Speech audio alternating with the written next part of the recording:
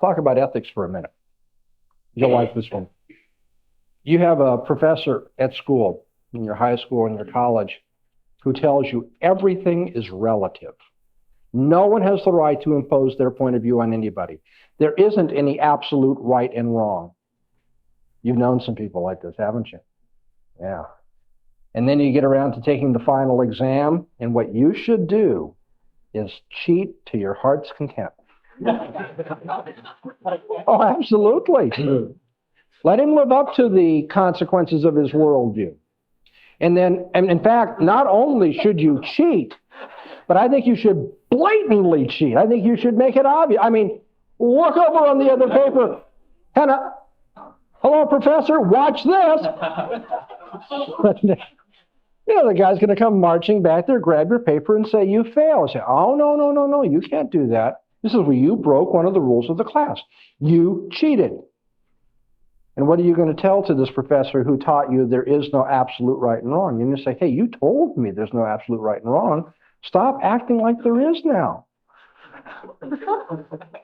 Live up to your worldview. If everything's relative, so should my procedure in class. Some days I do my own work. Some day I do her work. And you can't say that that's wrong. You can just say that's not your preference, you know?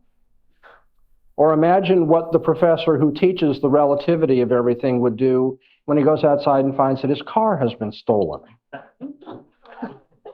You know, I'm waiting for the day. I don't think we'll ever see it, but I'm just waiting for the day that some unbeliever who teaches there isn't any absolute right and wrong doesn't call the police when his car is stolen. And he says, well, somebody took my car. I hope they enjoy it. And walks home.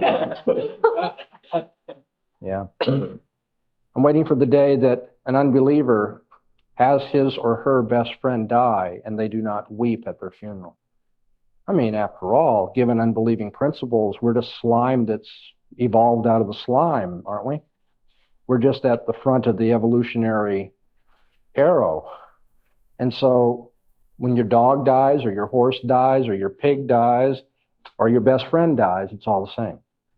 Profess the principles of unbelief, and it's another thing to live with them. You cannot do science, you cannot do logic, you cannot do ethics, nor can you talk about the dignity of man and be an unbeliever. Science requires predictability, which requires that we don't live in a random universe. Logic requires universality, which requires that we don't live in a random universe. Morality requires absolutes, which requires that we don't live in a random universe. And so why do we let those who teach that this is a random universe turn around and utilize science or logic or ethics or morality to try to undermine Christianity, which is the only worldview, the only outlook that can account for those things and avoid the randomness of the universe? Where is the wise? Where's the disputer of this age? Hasn't God made foolish the wisdom of this world? For the world does not want to bow to the cross of Christ and to the teaching of the gospel, does not want to assume that the Bible has anything to teach us about reality, knowledge, and behavior. And yet these very same people have no basis to know anything whatsoever.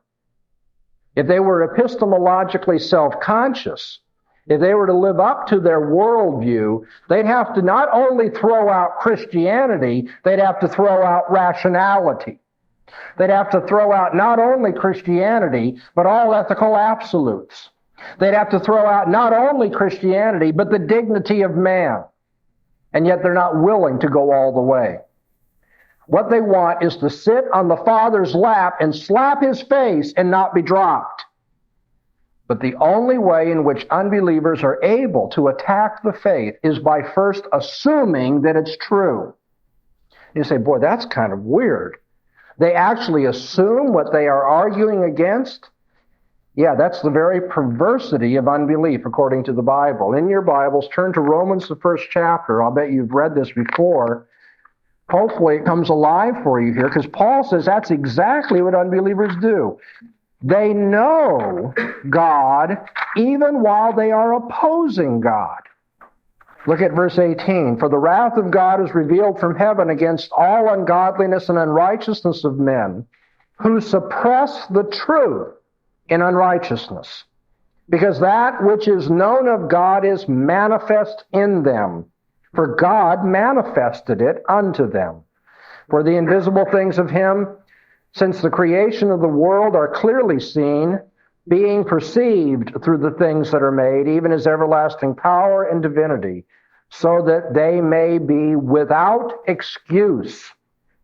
Because knowing God, they glorified him not as God, neither gave thanks, but became vain, futile in their reasonings, and their senseless heart was darkened. Professing themselves to be wise, well, you already know, don't you? Because Proverbs and 1 Corinthians already told you. They became fools. And the way in which they became fools is because they knew God in their heart of hearts, but they suppressed the truth in unrighteousness. And even though God made it very clear to them who he is and his existence and what he requires of them, they would not give thanks. They would not live up to that revelation. And suppressing the truth in unrighteousness, they became foolish in their reasoning, and their hearts were darkened. And the Bible says they are left without excuse. And the unbeliever gives the idea that, well, I just need some evidence. I'm just without a good reason to believe. Then you need to be aware of the intellectual and the spiritual game that is being played here. The Bible says they are without excuse. They have very clear evidence. And what they do is they mishandle it. They play around with it. They suppress it. Here in Texarkana, does it ever get warm enough to go in a swimming pool? I mean, I wouldn't know from what I've seen today, but all right. You've probably been to parties where you're in a swimming pool and you've got a volleyball or something, and somebody has always got to be the smart aleck who pretends, where's the volleyball, right? They push the ball under the water and hold it down and then say, who's got the ball? Who's got the ball? Why can't they see the volleyball? Because they're suppressing it. They're pushing it under. They're not wanting to have to see it, to experience it, and let others know about it. And so the unbeliever has got all sorts of evidence for God's existence. In fact, the evidence is so overwhelming that the Bible says the unbeliever is without excuse. You have no reason not to believe. God has made it abundantly clear that he exists and what he is like and what he wants from you. But you're playing this game. Gee, does anyone really know for sure? I want you to remember about the person doing that facetiously, pushing the volleyball under the water. Every time you have an unbeliever who says, well, if I just had some reason to believe.